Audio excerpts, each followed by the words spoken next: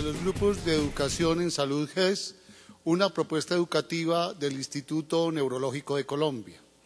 Hoy trataremos el tema rehabilitación de la persona con esclerosis múltiple a cargo del doctor Juan Camilo Suárez. El doctor Juan Camilo Suárez es médico y cirujano de la Universidad Pontificia Bolivariana. Tiene especialización en rehabilitación neuropsicológica de la Universidad CES.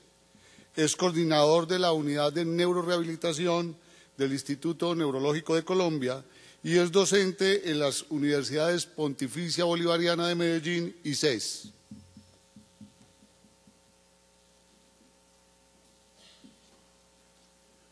Buenos días. Entonces el tema que voy a tratar en el día de hoy se llama neurorehabilitación en el paciente con esclerosis múltiple. Bueno, ¿por qué hay que pensar en este tópico? ¿Por qué tenemos que hablar de esta temática? Simplemente por algo muy sencillo. Hay una gran pregunta dentro de todo esto y esta enfermedad y ¿es suficiente la medicación? ¿Es suficiente todas las medicaciones que se han inventado hasta el momento?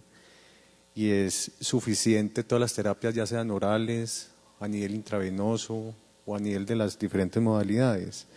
Eso es una discusión que se tiene en este momento pues, en el ámbito científico internacional y realmente tenemos que seguir diseñando cosas mucho más específicas y tratar de potenciar lo que son los procesos de rehabilitación. O sea, hay que ayudarle al medicamento a que actúe más rápido y también a que el medicamento haga su parte, pero hay que potenciar lo que de pronto se ha perdido o ha fallado, llámese la visión, llámese el movimiento, llámese la marcha, el equilibrio, el lenguaje.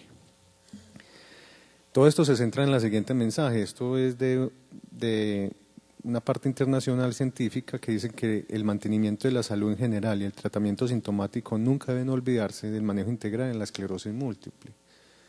Es un término que queda en ese momento claro, pero desafortunadamente esto nunca se ha practicado totalmente. Muchas veces en la medicina secundaria del sistema de salud a diferentes modalidades impide que realmente hagamos tratamientos integrales y poder integrar todo, o sea, desde la prevención, el diagnóstico, el tratamiento y la rehabilitación.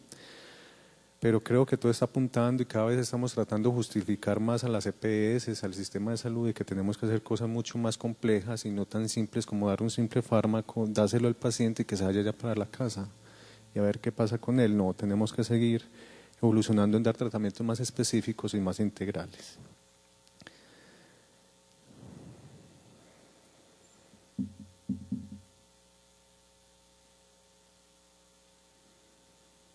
La otra justificación de poder dar esta charla en el día de hoy es que la esclerosis múltiple hace parte del top 5, entre comillas, de las principales enfermedades que están produciendo discapacidad en el mundo. Todas las enfermedades neurológicas son la principal causa de discapacidad, no son los niños que nacen con discapacidad, sino que son enfermedades adquiridas durante la vida. Sobresale siempre la enfermedad cerebrovascular, o sea, el ataque cerebrovascular o el stroke, o también le dicen ACV. Miren que explica el 55% de la discapacidad por enfermedades neurológicas. Después sigue el otro grupo de enfermedades muy comunes, que son la enfermedad de Alzheimer y otras demencias. Hay que pensar que la única demencia no es Alzheimer, hay otras más, hay alrededor de unas otras 20 o 30. Está la migraña es una enfermedad que produce discapacidad. Están las epilepsias y también está la esclerosis múltiple con la enfermedad de Parkinson. Siempre hemos escuchado hablar que la esclerosis múltiple es una enfermedad huérfana, pero cuando uno se pone a pensar y empieza uno a investigar, realmente no es tan huérfana, no es tan de pocas personas. Realmente estamos alrededor de 1,5 millones, casi 2 millones de personas que tienen esclerosis múltiple en el mundo y más o menos en Colombia son alrededor de unos 2.000 pacientes con esclerosis múltiple. Puede que cuando uno llegue y lo correlaciona con la cifra de cuántos somos en Colombia, sea muy poquitos, porque realmente es una enfermedad que ocurre y que realmente existe y tenemos que seguirnos preparando. Otra de las cosas que tenemos que tener presentes, y es en este mapa acá, en lo que es la parte continental, es la edad de inicio de la esclerosis múltiple. Y por eso realmente es el llamado a las personas que están acá en formación y a todos los profesionales del instituto y otras instituciones que trabajan en esclerosis múltiple.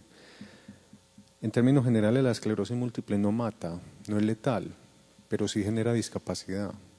Y realmente empieza en edades muy tempranas y generalmente pueden convivir 50, 30, 20 años con una discapacidad que se puede cronificar, porque acá hay que tener un término presente. La discapacidad en esclerosis múltiple puede ser de dos tipos, puede ser transitoria o puede ser permanente.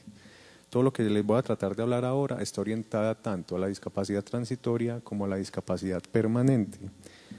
Pero retomando acá esta diapositiva, miren que lo que es nuestro país, generalmente la edad promedio de inicio de la esclerosis múltiple está entre los 30 y 35 años. En plena edad laboral, educativa para algunos, pero realmente tenemos que apuntar cosas más específicas en este proceso. Simplemente también tratando de justificar, la esclerosis múltiple causa muchos años de discapacidad ajustados de vida por discapacidad. Esto es en el año 2005 en la columna izquierda, en la mitad de 2015 y 2030.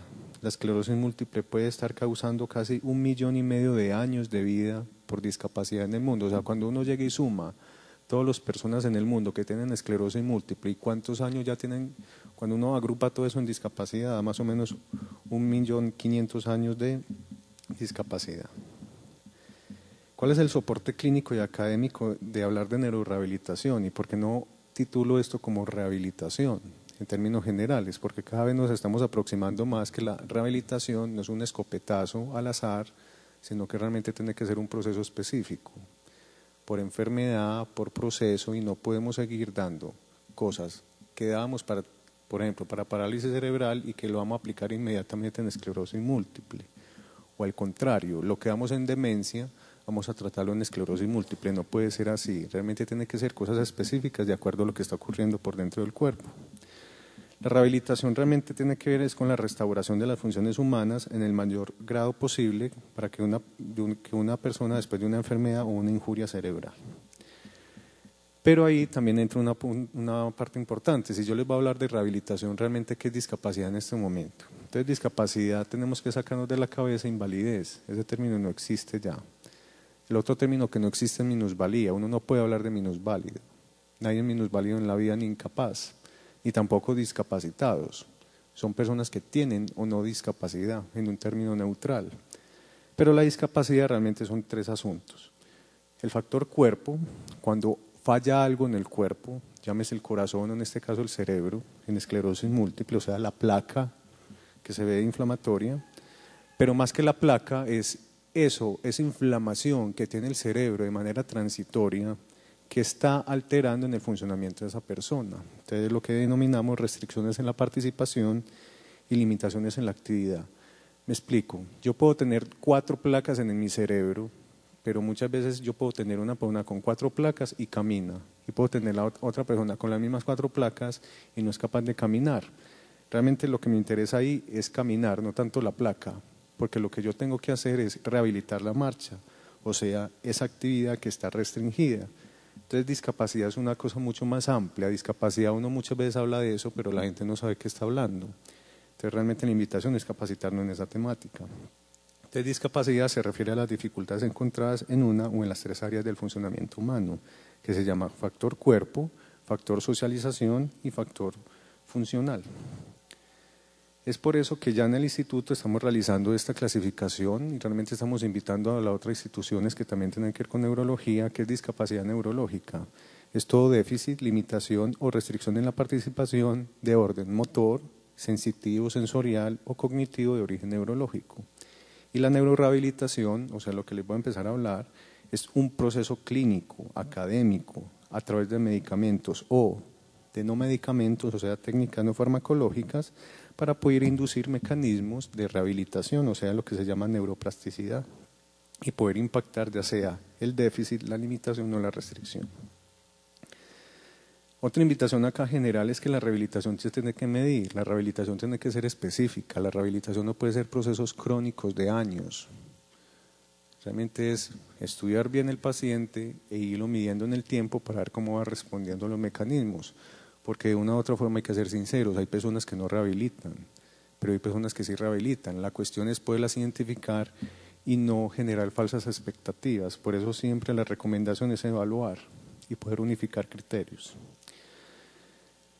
Toda esta revisión nos ha llevado a esta gran pregunta. Tenemos que comprender la salud de la persona con discapacidad. Y la pregunta sería, ¿tenemos que comprender la salud de la persona con esclerosis múltiple? Sí, porque muchas veces la gente cree que yo teniendo una esclerosis múltiple no me va a dar nada más en el cuerpo. O sea, como si yo ya estuviera exento de que me va a dar un infarto o me va a dar un cáncer u otra enfermedad. No. ¿Por qué? Porque realmente la condición primaria es la esclerosis múltiple. Pero esa esclerosis múltiple puede estar acompañada de situaciones secundarias o de condiciones comórbidas. ¿Cómo así? Yo puedo tener una esclerosis múltiple y fuera de eso una enfermedad de la tiroides. O puedo tener esclerosis múltiple y me puede dar un infarto agudo de miocardio por baja actividad física. Entonces hay que cuidar la salud. Aunque uno tenga una enfermedad, no significa de que yo ya esté definido ya por esa enfermedad. Yo tengo que seguir protegiendo la salud general. Entonces la idea es la siguiente. La idea es que cuando una persona tenga esclerosis múltiple y pueda llegar a un servicio de neurorehabilitación, se le ofrezca una anamnesis. Anamnesis es todas las preguntas que uno hace como médico al paciente: cómo se llama, qué edad tiene, dónde nació, cuántos hijos tiene, a qué se dedica, qué ha consumido, qué no ha consumido, a qué ha iniciado relaciones sexuales. Todas esas preguntas es anamnesis. Después hay que hacer un examen físico, hay que revisar todos los exámenes porque para uno poder rehabilitar tiene que saber dónde es que está la enfermedad, qué es lo que está alterado, y ojalá que le apliquen una clasificación internacional del funcionamiento, o sea, que le delimiten qué tipo de discapacidad es la que uno tiene. ¿Por qué? Porque tenemos que mirar cuál es el perfil de funcionamiento, identificar si la esclerosis múltiple está alterando es malo sensorial, está alterando malo motor o está alterando lo cognitivo. Y en lo cognitivo también entraría lo que es la parte comportamental, que es la conferencia que continúa. Y tenemos que proyectar cómo está en este momento y poder definir hacia dónde vamos a orientar todos los procesos de rehabilitación. No lo podemos dejar al azar. Quiere decir que la invitación en este momento es realizar planes de rehabilitación integrales y específicas. Si la persona con esclerosis múltiple tiene un problema visual porque le dio una neuritis óptica, tenemos que estar enfocados a rehabilitar visión. Puede que lo que yo esté diciendo acá es un poquito revolucionario, porque los que estudiamos medicina siempre nos han enseñado que el cerebro no rehabilita. El cerebro se daña y queda indemne para siempre. Parece que no. Esto más o menos desde hace 20 años venimos en una lucha de que realmente el cerebro sí rehabilita, simplemente que tenemos que saber el método. Pero que las personas recuperan, sí. Pero ¿cuál es la invitación? Método. Tenemos que buscar el método. En otros términos, tenemos que hacer un diagnóstico de la discapacidad sindromático, regional y etiológico. ¿Qué son esas palabras tan raras? Doctor, es que es un problema en la visión, es el diagnóstico general, sindromático. Después, el diagnóstico del ojo es por el nervio óptico o es porque hay una placa de esclerosis múltiple en la corteza cerebral. Y ya lo etiológico es mirar si hay una placa o es una inflamación o es una infección secundaria a esclerosis múltiple. Quiere decir que tenemos que empezar a instaurar programas ecológicos, o sea, integrales, intensivos, reproducibles y de varias disciplinas, no solamente de la medicina.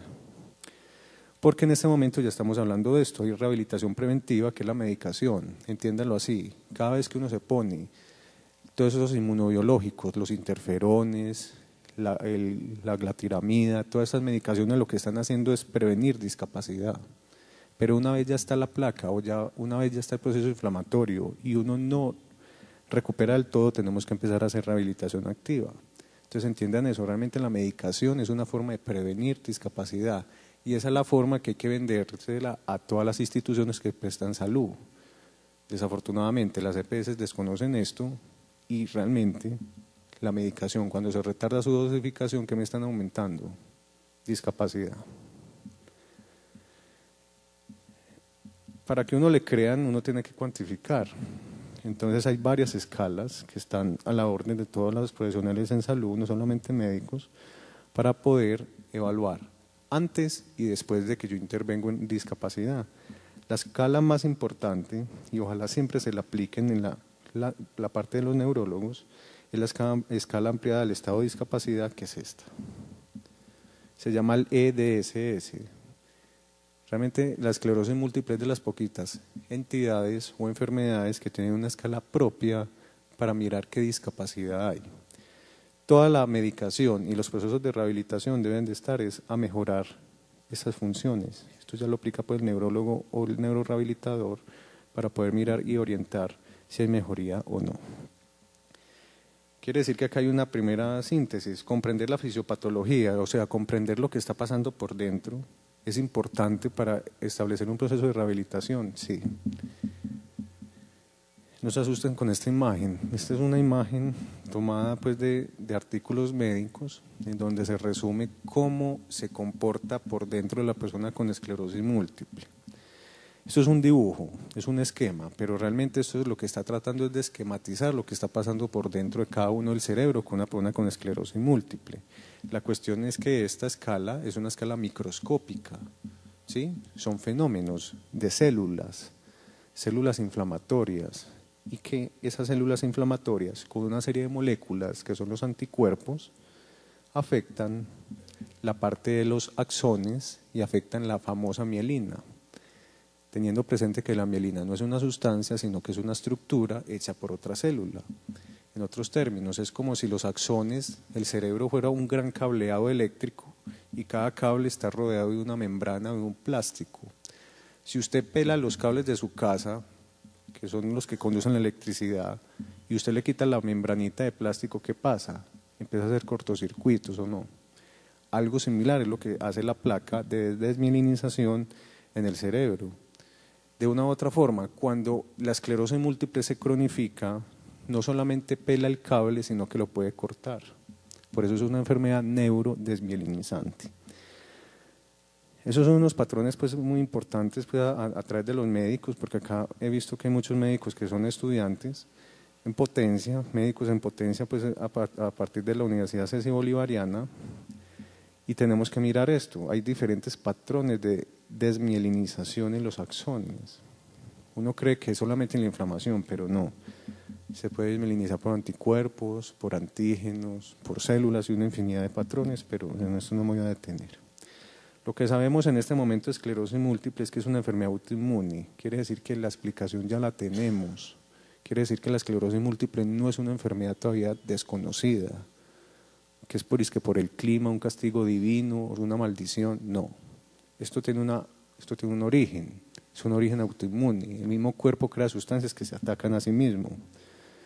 ¿Cuál es el órgano blanco que ataca? La sustancia blanca, que es la sustancia más abundante del cerebro. Y está desencadenada por factores ambientales. Ahí puede jugar un papel el clima, puede jugar un papel importante la nutrición, la dieta, la actividad física, la actividad sexual puede jugar acá algún papel. Entonces, esto ya es lo que tenemos en este momento sobre que la esclerosis múltiple tiene un claro origen autoinmune y detrás del autoinmune están los patrones de herencia y los factores de riesgo genéticos. Quiere decir que la esclerosis múltiple ataca personas genéticamente susceptibles. Lo que nos falta en la medicina es poder identificar cuál es el principal factor ambiental que desencadena el episodio inflamatorio para que siga apareciendo las placas y aparezca una placa, remita y a veces en el tiempo vuelve y pase lo mismo. Bueno, entonces quiere decir que es un problema de la autoinmunidad. Bueno, esto ya lo sabemos, pero ¿qué es lo que pasa? Todo esto que le estoy tratando de hablar es para poder enfocar el proceso de rehabilitación. Y el proceso de rehabilitación hay que enfocarlo. Esto es una escala del año 2008 a nivel mundial. Tomaron la gran mayoría de personas con esclerosis múltiple y empezaron a comparar país con país. Y es una cosa muy importante. ¿Cuál es el porcentaje de síntomas que se presentan en las personas con esclerosis múltiple? ¿Sí? Lo más frecuente, la mitad de los pacientes en el mundo que tienen a nivel de esclerosis múltiple desarrollan la famosa espasticidad y los problemas motores. Quiere decir que los procedimientos de rehabilitación y el mismo fármaco tienen que buscar mejorar esa parte. O al contrario, siempre que vayan a una institución de salud y usted tenga esclerosis múltiple, le tienen que evaluar, así no le guste al médico, y lo digo así con todo respeto, el médico le tiene que hacer un examen físico. Y en ese examen físico le tienen que medir la fuerza.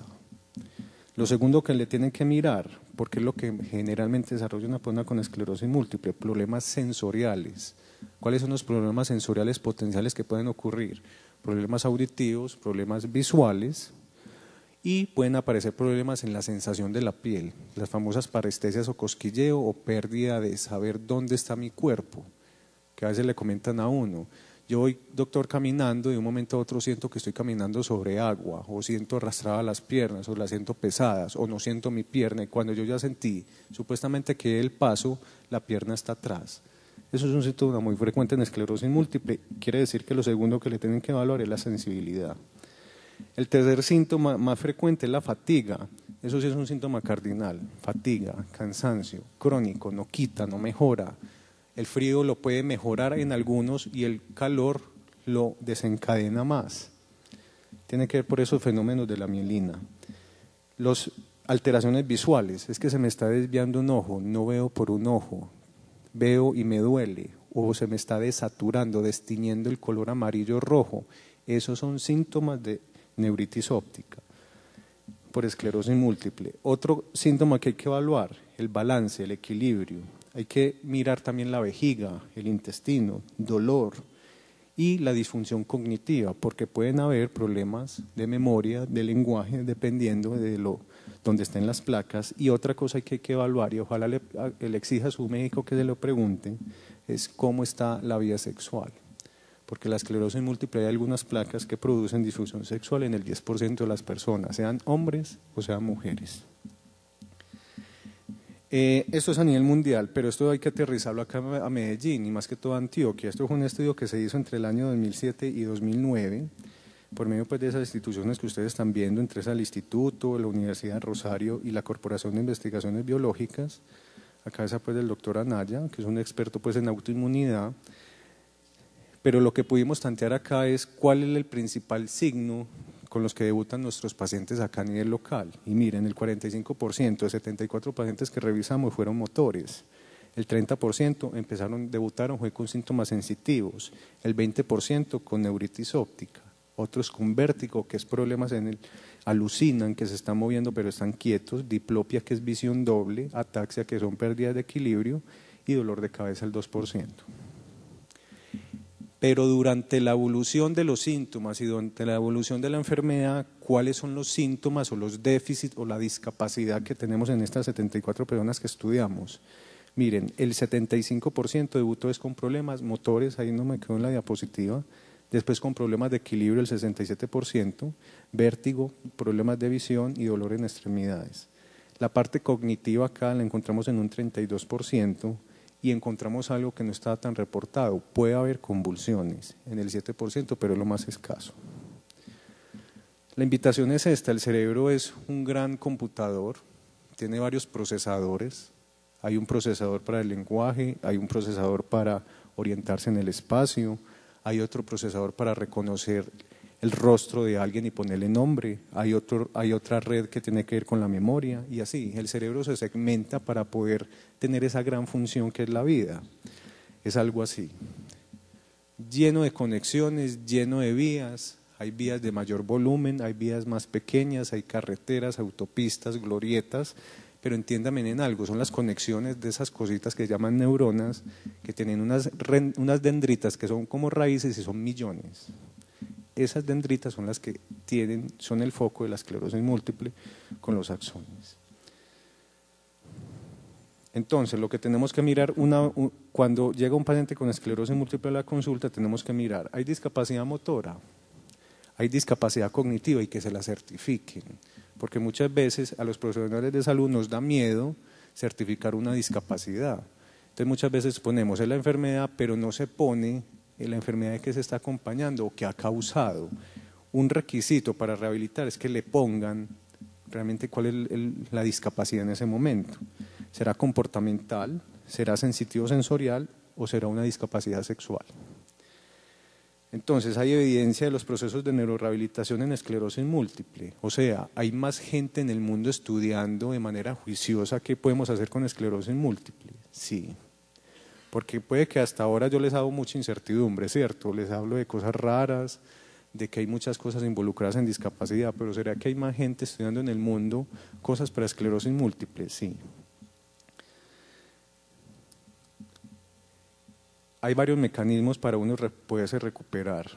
Está la restitución, Eso se logra con estimulación física y con estimulación cognitiva. Están los mecanismos de sustitución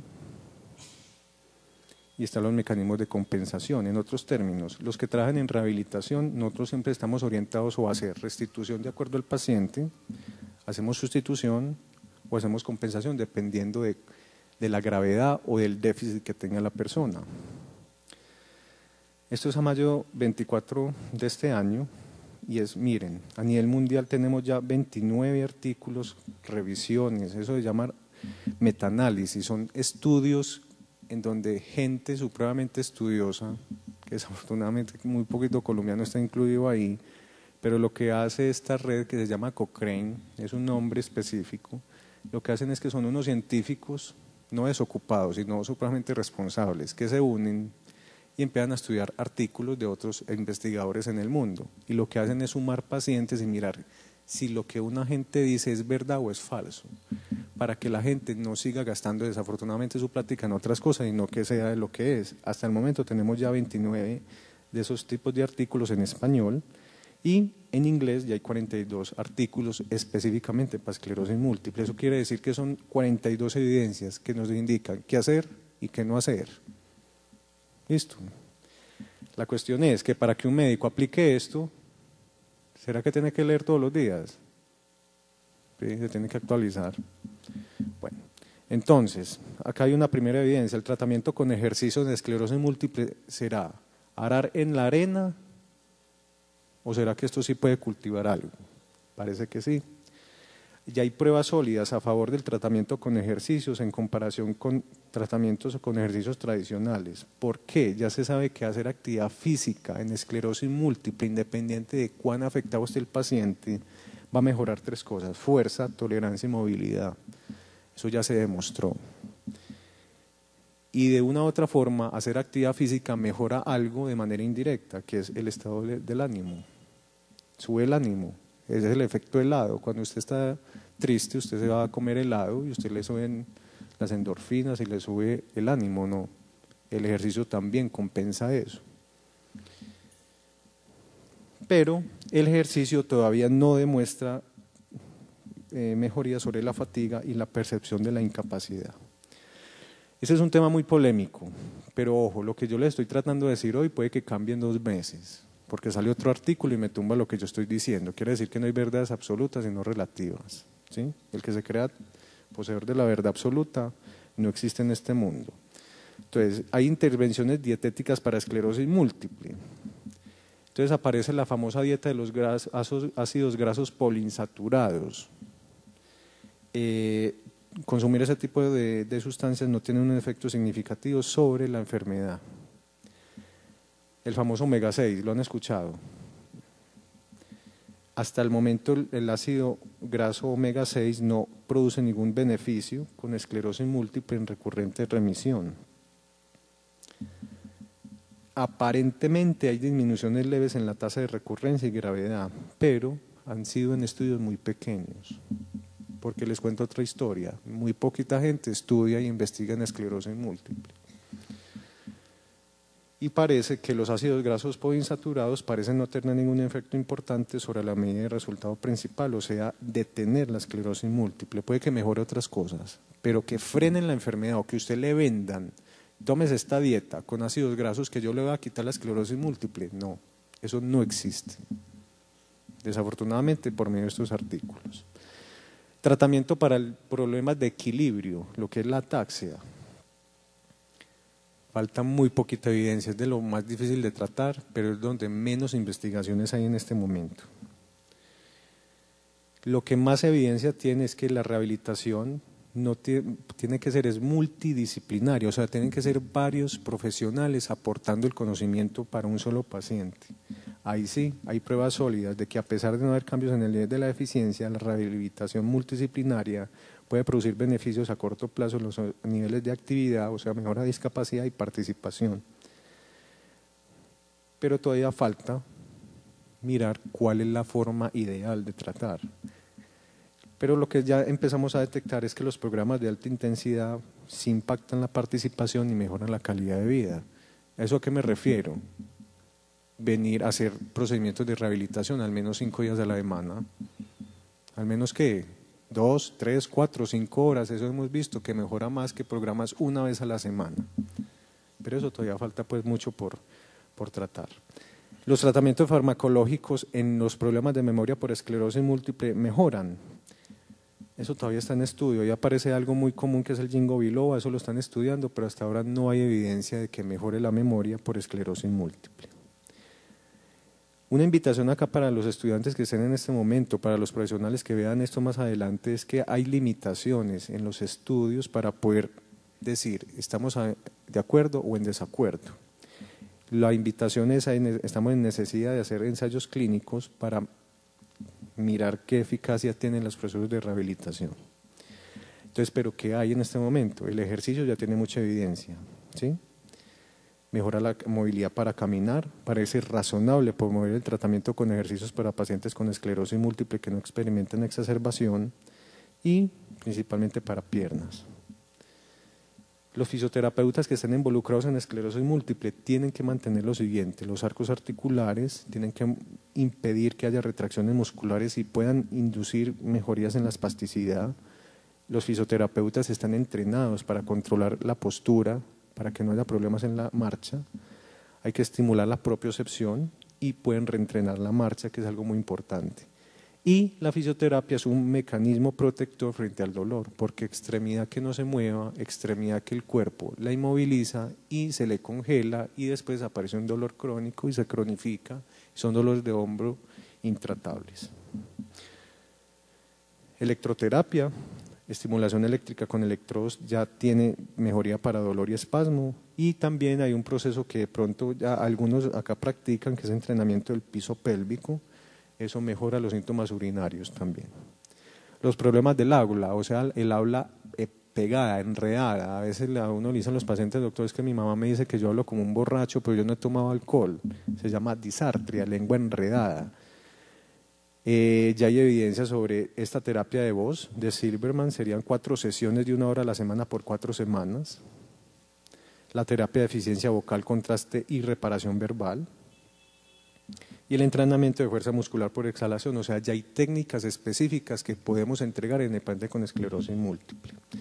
Otro síntoma muy frecuente es que yo como y me ahogo, tomo líquido y me ahogo, como y me ahogo, se llama disfagia. En este momento ya hay evidencia de que los cambios de consistencia, la terapia postural y la estimulación sensorial pueden mejorar esos síntomas y previenen algo muy importante. La esclerosis múltiple, como les dije, generalmente no mata, pero si yo tengo un problema de disfagia en una persona con esclerosis múltiple, yo no la evalúo y yo dejo que ese paciente siga así, ¿cuál es el riesgo? De que de un momento a otro empiece a comer tranquilamente y en vez de irse para el estómago, trague y se le vaya para el pulmón. Y si se le va para el pulmón, empezamos con una neumonía y la neumonía sí mata, ¿sí? Entonces hay que prevenir. Quiere decir que la rehabilitación es preventiva, sí.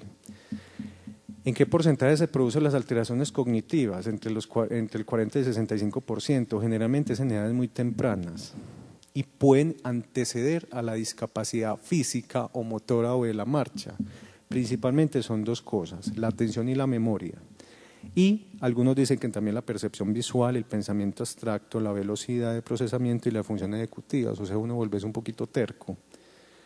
Pero la esclerosis múltiple, el nivel global de inteligencia, el lenguaje y la memoria aparentemente no se alteran, pero hay que evaluarlas. ¿Cómo se hace eso? Por una prueba neuropsicológica que se la solicite el médico. Ya voy terminando, ya hay también medicaciones que hemos ido avanzando para poder colaborar en estos procesos de rehabilitación. Pero la invitación también es esto. Desafortunadamente el 60% de los países con bajos ingresos, como nuestro país, no tienen servicio de rehabilitación neurológica. La idea es que tenemos que formar gente y ojalá la gente siga estudiando para poder seguir abriendo servicios, porque eso es lo que nos falta. Finalmente, la neurorehabilitación se debe fundamentar en trasladar la investigación básica, o sea, los conocimientos que los estudiantes captan en la universidad, que son cosas tan avanzadas, pero realmente eso no se puede quedar en la memoria, eso hay que aplicarlo, jóvenes. Entonces, realmente tenemos que trasladar la investigación básica a nuevos tratamientos con evidencia clínica. En otros términos, bajarnos del escalafón de los médicos, aterrizarnos que somos mortales igual que el resto de la gente y trabajar para la gente y con la gente. Y finalizo con esto: el que no aplique nuevos nuevos remedios debe esperar nuevos males, porque el tiempo es el máximo innovador. Muchas gracias.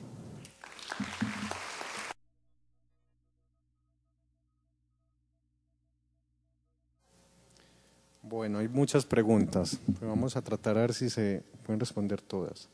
Primero, ¿puede haber un diagnóstico que puede confundirse con esclerosis múltiple con una fibromialgia? Sí, excelente pregunta. Realmente hay muchas enfermedades que se parecen a esclerosis múltiple, muchas. Hay alrededor de unas, póngale un número, entre 10, 15, 50 enfermedades se pueden parecer a esclerosis múltiple. VIH-Sida, sífilis, ataque cerebrovascular,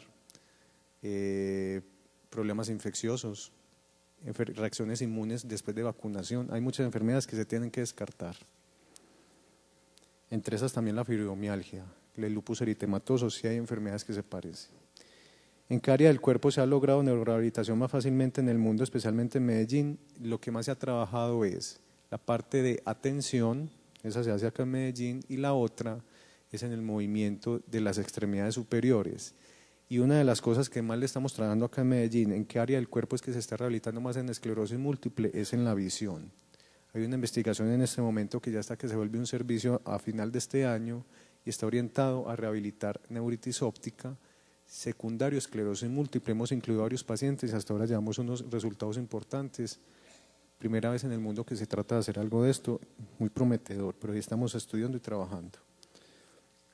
Doctor, ¿por qué se llama rehabilitación? Porque entonces hay dos palabras, está la habilitación y la rehabilitación. Habilitación se utiliza es cuando el niño a nivel infantil no ha adquirido una función, entonces el proceso es de habilitar la marcha, habilitar el lenguaje, la conducta y todo eso. Y rehabilitar es, una vez yo estaba sano, me desarrollé como niño y ya como adulto, logré mi caminar, mi marcha, mi pensamiento, mi movimiento fino con las manos, y yo adquiero una enfermedad como esclerosis múltiple y yo empiezo con un déficit adquirido, ahí se llama rehabilitar. Si se tiene arteriosclerosis, si se tiene esclerosis múltiple, por acá aparece arteriosclerosis, si es esclerosis múltiple, ¿de qué manera influye en el habla? El habla y el lenguaje son dos cosas diferentes. El habla es mi voz, es lo que sale de acá de la laringe, por mis cuerdas vocales. Pero el lenguaje es la secuencia de pensamiento que yo tengo para poderme expresar a ustedes, o sea, expresar mis ideas. Resulta y sucede que ¿quién controla el lenguaje? El cerebro, ¿sí? Y son los dos cerebros, tanto el derecho como el izquierdo, y puede estar comprometido por una placa de esclerosis múltiple. ¿La esclerosis múltiple es lo mismo que escleroderma progresiva? No. Hay términos en la medicina que son muy parecidos. Está la escleroderma, que es otra enfermedad autoinmune, pero no es esclerosis múltiple, es una enfermedad que más que todo afecta es piel, ¿sí?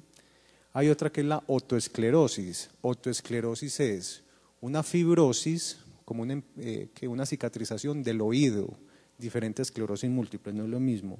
Y la esclerosis sistémica es lo mismo que escleroderma, o sea, son términos diferentes.